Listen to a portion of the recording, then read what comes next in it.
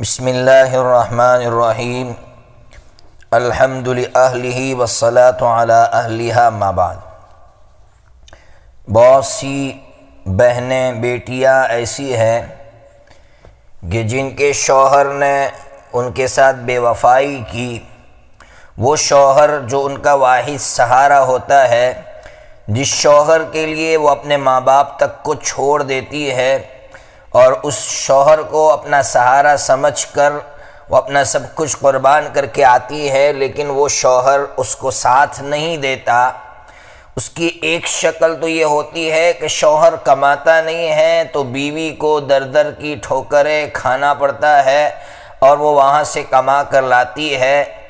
شوہر کی اس بے وفائی کو لے کر بہت پریشان ہوتی ہے، یا تو شوہر نشیلی ہوتا ہے، نشے میں رہتا ہے ہمیشہ، جس کی وجہ سے وہ پریشان رہتی ہے، یا شوہر اس کو بہت زیادہ مارتا ہے، اس کے ساتھ بدتمیزی سے پیش آتا ہے تو اس کی وجہ سے وہ پریشان ہوتی ہے، یا شوہر اس کو چھوڑ کر چلا جاتا ہے یا تو کسی دوسری عورت کے ساتھ مست رہتا ہے۔ ایسی بہت سی بہنیں ہوگی دنیا میں جو ایسے حالات سے دوچار ہوگی۔ ایسی بہنیں کیا کریں؟ ایسے بہنوں کے لیے کیا رہبریاں ہیں؟ سب سے پہلی رہبری اپنی ان بہنوں کے لیے میں یہ دوں گا کہ حضرت ام حبیبہ رضی اللہ تعالیٰ عنہ کا واقعہ پڑھنا چاہیے، سننا چاہیے، جس سے ہمارے اندر ہمت پیدا ہوگی، حوصلہ پیدا ہوگا۔ آپ کو معلوم ہونا چاہیے کہ حضرت ام حبیبہ رضی اللہ تعالیٰ عنہ کا جو نکاح ہے وہ سب سے پہلے ایک شخص تھے، ان کا نام تھا عبید اللہ ابن جہش، ان کے ساتھ ہوا تھا۔ دونوں اسلام لے آئے تھے۔ ظاہر سی بات ہے کہ ام حبیبہ رضی اللہ تعالی عنہ یہ ابو سفیان کی بیٹی تھی، یعنی کفار مکہ کا جو سردار ہے اس کی بیٹی تھی۔ جب کفار مکہ کے سردار کی بیٹی ایمان میں داخل ہو گئی تو آپ اندازہ لگا سکتے ہیں کہ اس پر کیا حالات آ سکتے ہیں۔ باپ نے گھر سے نکال دیا، باپ نے تعلقات ختم کر دیے، اور حتیٰ کہ ان لوگوں نے اتنا مجبور کیا کہ میاں بیوی دونوں نے ہجرت کر کے حبشہ پہنچے۔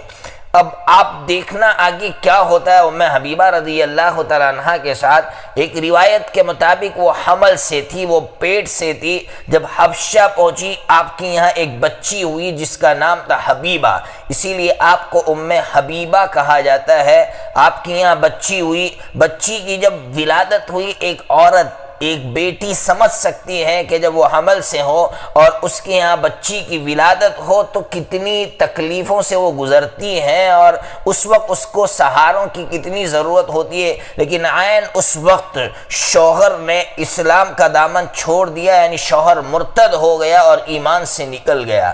آپ تھوڑی دیر کے لیے سوچئے کہ اس عورت کے دل پر کیا گزری ہوگی۔ ام حبیبہ رضی اللہ تعالیٰ عنہ کے لیے کتنا تکلیف دہ اور کتنا اذیت ناک یہ واقعہ، یہ عبید اللہ کا یہ رویہ ہوگا۔ آپ اندازہ لگائیے کہ کیسی تیز دھاردار آریاں چلتی ہوگی ان کے دلوں پر، غم کی، ملال کی۔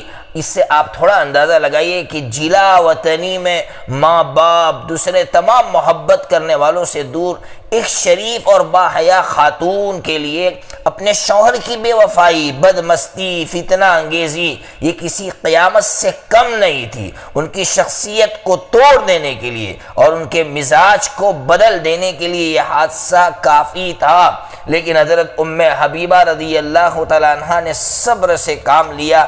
اللہ تبارک و تعالیٰ نے ان کے اس صبر کا کتنا بہترین پھل عطا فرمایا، کتنا بہترین بدلہ عطا فرمایا کہ حضرت نبی پاک صلی اللہ تعالیٰ علیہ وسلم کو جب کسی نے خبر دی کہ ام حبیبہ مشکل ترین حالات سے دوچار ہے، ایک رئیس خاندان کی بیٹی، ابو سفیان کی بیٹی، مالدار خاندان کی بیٹی تھی، لیکن تنگی کے دن گزار رہی ہے، خاوند مرتد ہو چکا ہے، گود میں چھوٹی سی معصوم سی بچی ہے، حضرت نبی پاک صلی اللہ تعالیٰ علیہ وسلم نے نکاح کا پیغام بھیجا اور حبشہ میں آپ کے ساتھ نکاح ہوا۔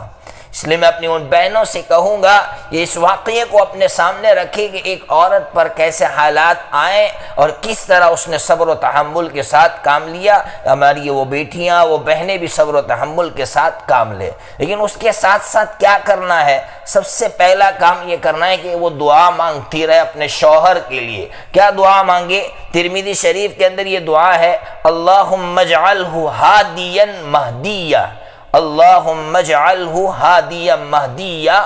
اگر یہ دعا عربی میں نہیں مانگ سکتی ہے تو اتنا کہے، اللہ میرے شوہر کو ہدایت عطا فرما، میرے شوہر کو صحیح راستہ عطا فرما۔ اور اس کے ساتھ ساتھ ایک دعا جو مسلم شریف کے اندر ہے، یہ دعا ایسی عورتوں کو ہر وقت مانگنا چاہیے۔ وہ دعا کیا ہے؟ اچھی طرح سننا، اللہم اجرنی، اللہم اجرنی فی مصیبتی واخلف لی خیرا منہا، اللہم اجرنی فی مصیبتی واخلف لی خیرا منہا۔ اس کا مطلب یہ ہے، اللہ میں اس مصیبت میں ہوں تو اس مصیبت پر تو مجھے اجر عطا فرما، ثواب عطا فرما۔ اور آگے عجیب جملہ ہے، وہ عورت دعا میں یہ کہتی ہے کہ اللہ ابھی جو مصیبت ہے اس کو ہٹا کر اللہ اس سے اچھے حالات ہمیں عطا فرما، اللہ اچھے دین عطا فرما، شوہر اچھا عطا فرما۔ اگر یہ شوہر برا ہے تو اچھا شوہر عطا فرما، اور اگر اس شوہر میں کوئی نہ کوئی خیر ہے تو یہ اللہ ابھی جو حالات چل رہے ہیں اس کو ہٹا کر اچھے حالات عطا فرما۔ انشاءاللہ ان دعاؤں کی برکت سے اور صبر کی برکت سے اس کو اللہ رب العزت بہترین بدلہ عطا فرمائیں گے۔